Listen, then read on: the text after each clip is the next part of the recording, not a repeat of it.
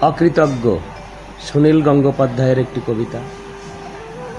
পশুদের বনবাস এই শতাব্দীতে শেষ হলো, বৃক্ষরাও হারালো স্বদেশ।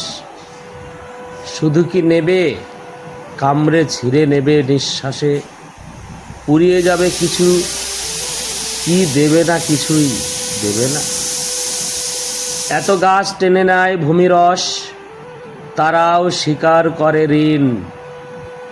নিস্তব্ধ নিশীথে শোনা যায় পাতা ঝরানোর গান, জলে ভেসে যায় ঘর বাড়ি, তবুও জলের বুক খোলা, দুহাত ছড়িয়ে বলে, নাও নাও যত পারো নাও। এক একটা আলোর বিন্দু দৃশ্যের গভীরে যায়, সিঁড়ির মতন তার বহুতা নির্মাণ।